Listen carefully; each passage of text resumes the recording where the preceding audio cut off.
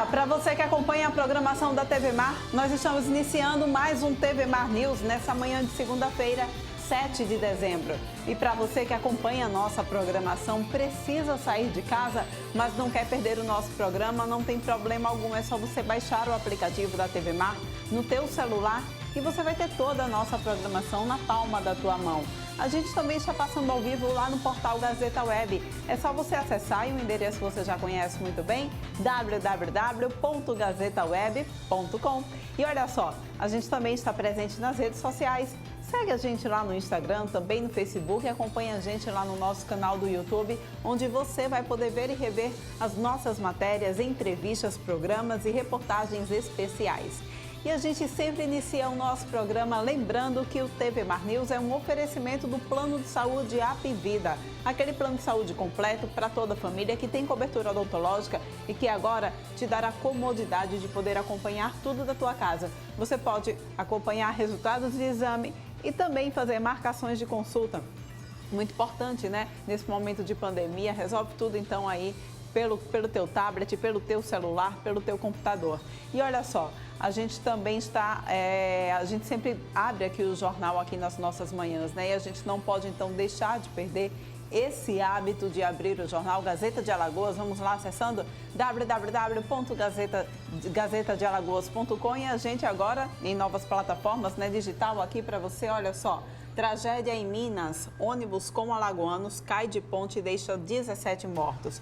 JHC deve herdar débitos superiores a 300 milhões de reais. E a gente vai acompanhando aqui mais destaques na Gazeta de Alagoas. Justiça inocenta Arthur Lira sobre rachadinha na Assembleia.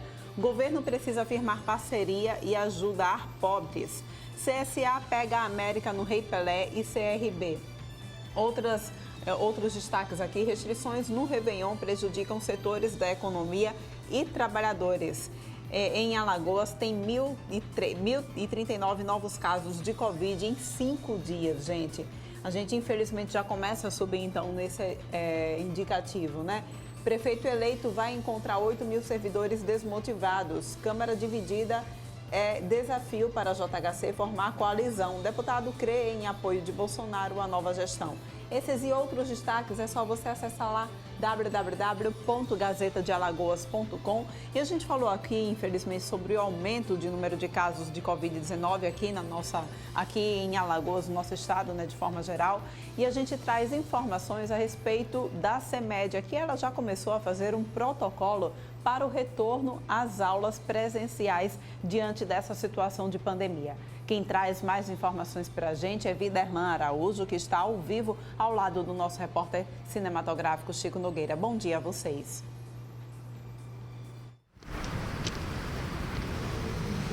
Bom dia, Porlane Santos, para você, para o telespectador da TV Mar Canal 525, para quem nos acompanha pela internet, no portal gazetaweb.com e pelo aplicativo TV Mar. E esse protocolo, Porlane, que você citou, ele foi intitulado como Protocolo de Retorno às Atividades Presenciais na Vigência da Pandemia de Covid-19, que a CEMED está elaborando, mesmo ainda sem termos ao certo uma data de retorno às aulas. É preciso colocar para o telespectador que não existe uma previsão exata do retorno às aulas presenciais, tanto para a rede municipal como para a rede estadual. Os protocolos eles precisam existir, porque arrumam todos os espaços, colocam exatamente uma preparação maior para esse novo normal para os profissionais, principalmente no processo de acolhida e o contato direto com os alunos. Nós vamos conversar a respeito desse assunto aqui ao vivo na manhã desta segunda-feira, neste início de semana, com a Marta Palmeira, ela que é coordenadora de gerenciamento e organização escolar da CEMED, que vai nos explicar inicialmente essa ideia do protocolo é muito válida. Como isso está sendo executado, Marta? Bom dia. Muito bom dia a todos os telespectadores da TV Mar. Na verdade, assim, a CEMED, desde que se instaurou essa pandemia, ela tem tido uma preocupação de como as coisas irão ficar. E desde junho que a gente vem trabalhando, a CEMED montou uma equipe multidisciplinar e com a participação de infectologistas da Secretaria Municipal de Saúde, para que a gente pudesse ter a dimensão do que nós estaríamos tratando a partir de então. E a comissão trabalhou arduamente durante 3 meses, revisitando todos os documentos, da Organização Mundial de Saúde, do MEC, da UNCME, da Undime, para que a gente, e de outras secretarias de outros estados, para que a gente pudesse ter uma noção do que todo mundo estava pensando em fazer para organizar a escola para um possível retorno. Nós trabalhamos durante 3 meses, montamos um documento que está pronto, né? Todas as escolas já tomaram conhecimento desse protocolo. Ele diz respeito a toda a parte de organização da escola para receber esses alunos. Ele vai desde o cuidado com a chegada do aluno, a porta da escola com a desinfecção, com a aferição de temperatura. A escola ela precisa estar pronta para acolher esse aluno, para acolher essa família, para acolher o seu servidor, porque ele também se preocupa com o servidor. Certo. O protocolo ele tem uma média de 13 capítulos. Cada capítulo vem tratando de uma seção, tanto da sede administrativa da CEMED, como das escolas. A unidade escolar está dividida por setor, então tem os cuidados que a secretaria deve ter, o cuidado que a sala de aula deve ter, as adequações para pias no espaço comum das crianças, a adequação da cozinha, a adequação da biblioteca, como armazenar, quais os cuidados que os manipuladores de alimentos devem ter, quais os cuidados que o professor deve ter, que o diretor deve ter, com a responsabilidade que ele tem de estar à frente da escola. Tem os cuidados individuais e os cuidados coletivos. Os coletivos são aqueles que todo mundo deve compartilhar. O uso da máscara é imprescindível. Ninguém dentro do espaço da escola ou no espaço da CEMED pode estar sem máscara. A aquisição das EPIs, a aquisição de pias, a aquisição de lixeiras com tampa. Então, tudo isso foi pensado e está sendo pensado pela CEMED. Agora, como você colocou, a gente pensou 3 perguntas básicas. Quando retornar, quem retornar e como retornar. Então, tudo isso balizou o protocolo do que a gente pensar de que forma. E a gente trabalhou o retorno, quem vai voltar, de uma forma gradual. Não retornam todos de uma vez, não tem condição de retornar todo mundo, porque a gente precisa obedecer o espaçamento físico de 1,5 metro de uma banca para a outra. Então, tudo isso são readequações que a escola precisa passar. Agora, Marta, dentro dessa proposta, o protocolo ele foi elaborado nos preceitos seguidos pelas principais entidades relacionadas, a exemplo da Organização Mundial de Saúde, o Ministério da Educação, o Ministério da União, dos dirigentes municipais da educação. Exatamente. Essa tem sido a maior proposta e maior desafio em concentrar o retorno dos alunos dentro de uma margem de segurança, entendendo que os protocolos eles já existem. Estamos apenas remodelando para a nossa realidade e que a participação em casa dos pais para educar seus filhos na hora de voltar à sala de aula vai ser fundamental para que isso possa ser mantido numa margem de segurança? Você tocou uma parte muito importante, porque assim não adianta a escola estar toda preparada se a família não contribuir do mesmo jeito. Por exemplo, o uso da máscara. O uso da máscara é pessoal. Não adianta, a gente está lá no nosso protocolo, a aquisição de máscaras para distribuir para os alunos, máscaras reutilizáveis. Então não adianta se a gente dá a máscara, der a máscara para a criança e chegar em casa a família não cuidar como tem que ser. A família ela tem que estar totalmente conectada com a escola. Porque assim, eu posso ter todos os cuidados dentro do espaço da escola, mas se em casa eu não tiver, não continuar protegendo, não continuar me isolando, a doença vem para dentro da escola. E tudo isso já foi pensado e tudo isso já foi dito. É uma articulação muito grande, tanto que no nosso protocolo tem 2 semanas antecedendo ao retorno das aulas de acolhimento, onde a gente vai acolher os servidores, onde a gente vai acolher os alunos, acolher os pais dos alunos, para que a gente possa estar repassando para eles toda essa ideia. Certo. É óbvio que a gente tem que contar com o fator os fatores sociais, né? A vulnerabilidade social dos nossos alunos. Mas assim, a gente entende que de qualquer forma a gente precisa explicar, a gente precisa ensinar para eles como eles devem proceder para que os seus alunos não adoeçam em casa, não tragam a doença para casa e nem levem para a escola. Agora, Marta, dentro desse protocolo, suponhamos que nós não temos uma data, claro, definida, mas suponhamos que as aulas elas estivessem com data marcada para retorno a partir da próxima segunda-feira. Como funcionaria exatamente esse retorno dos alunos pelo que estabelece o protocolo? Seria através de um escalonamento? Seria através de média de idade? por série? Como funcionaria? O que é que o protocolo reza nesse sentido? Então, como eu falei para você, a gente pensou em 3 perguntas. Uma das perguntas é quem retornará. A gente fez uma divisão por 5 etapas. As primeiras séries a voltar seriam as séries de saída, que a gente chama, que são os 5º anos, os 9º anos, as terceiras e as 6ª fases do EJAI. Aí essa etapa ela vai ser determinada pelo que vai acontecer ao longo de 15 dias, vamos dizer assim. E daí mais outra turma. E assim sucessivamente até a gente completar as 5 etapas. A educação infantil ela entra na 3ª etapa. Os meninos de educação especial só retornam na 5ª etapa. Mas essa etapa ela não tem um prazo definido de quanto tempo leva de uma etapa para outra. Isso tudo vai de acordo com o que vai acontecer ao longo daquele processo que a escola vai se dar. Agora tem uma outra coisa importante, por exemplo, a gente tem uma preocupação muito grande com o distanciamento em sala de aula. Isso que vai acontecer, como você falou, além dessas etapas, ainda tem o escalonamento dentro da sala de aula. Porque para você colocar a distância de 1,5 metro para frente, para os lados e atrás, isso você vai dividir uma turma em até 3 turmas. E isso a escola ela vai ter que decidir junto com a sua equipe quantos dias de aula terão cada turma dessa para que a gente possa.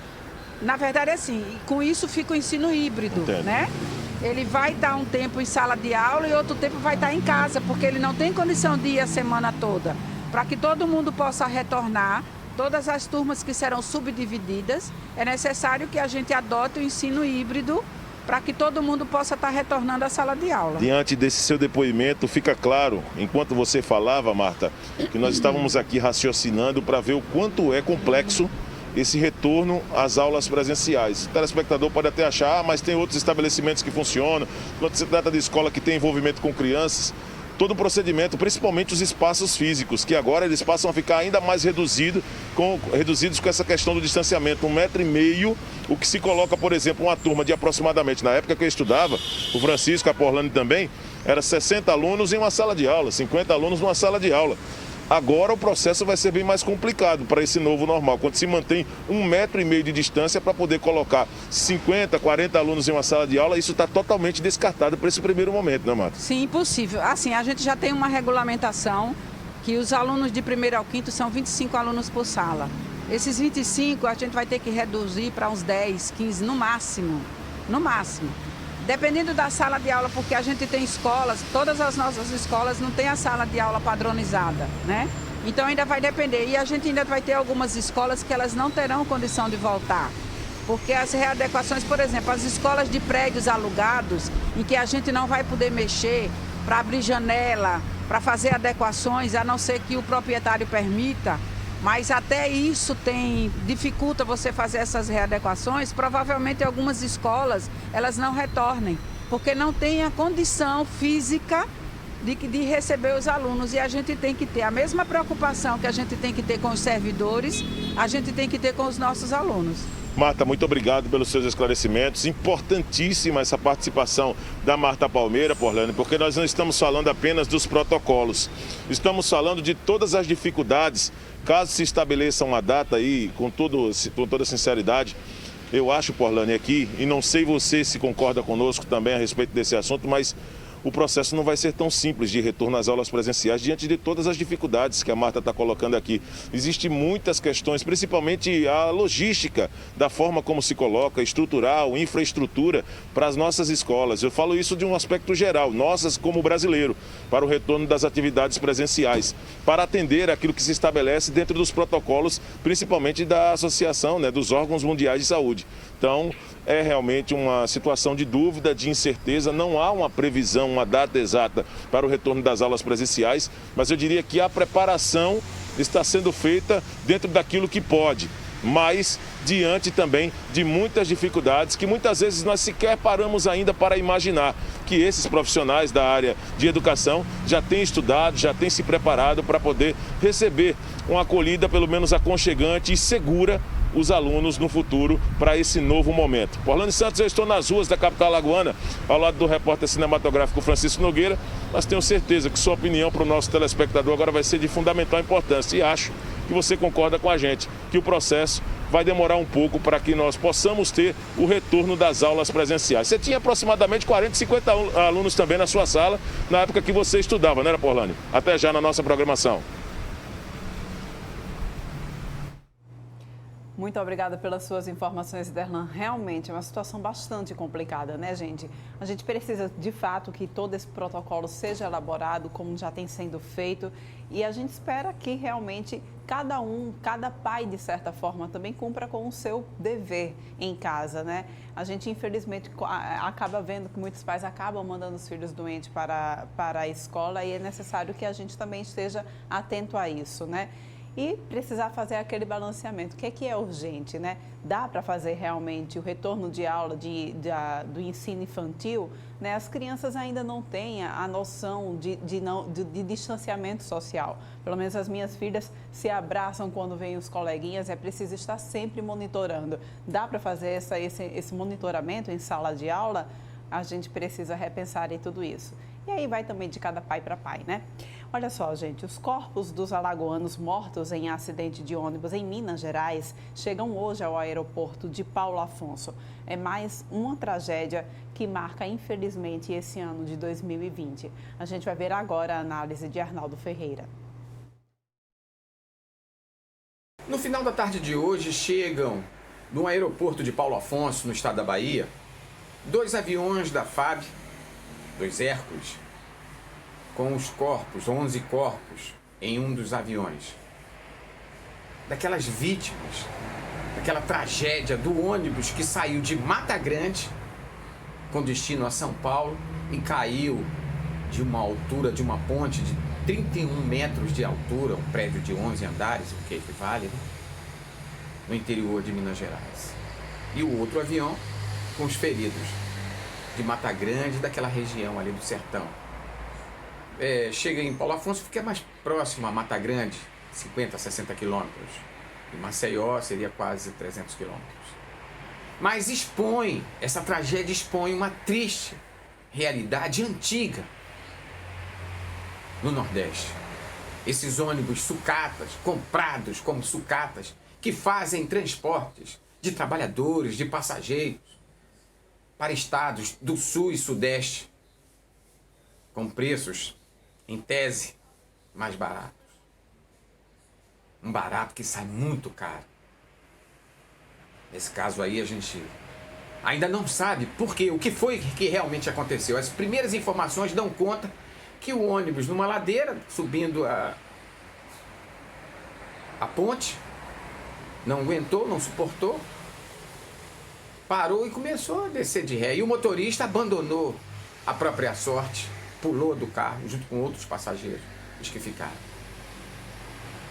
Nos finais de semana, nas praias do litoral norte e sul, tem dessas sucatas com símbolos de turismo de lazer, levando famílias para os bairros, para as praias do litoral norte e sul. Ônibus com manutenção precária, sucatas. Cadê a fiscalização da Agência Nacional de Transporte? Cadê a fiscalização dos transportes rodoviários de Alagoas? As polícias rodoviárias, federal e estadual. Até quando essas sucatas vão continuar colocando em risco a vida das pessoas e dos outros condutores de veículos? Até quando? É preciso fiscalização disso também, né? E 2 aeronaves da Força Aérea Brasileira devem fazer nessa segunda-feira, às 12 horas, o traslado dos corpos das vítimas do acidente ocorrido em João Molevá, em Minas Gerais. O acidente ocorreu na tarde da última sexta-feira, quando um ônibus que saiu de Mata Grande, aqui em Alagoas, com destino a São Paulo, despecou de um viaduto de aproximadamente 35 metros no interior de Minas Gerais. 48 pessoas estavam no ônibus e, ao todo, foram 19 mortos. muito triste. A gente segue aqui na nossa programação trazendo para vocês qualquer informações a respeito dos desdobramentos desse acidente, tá bom? A gente vai agora para um rápido intervalo, mas volta daqui a pouquinho para trazer mais informações para vocês. Não sai daí.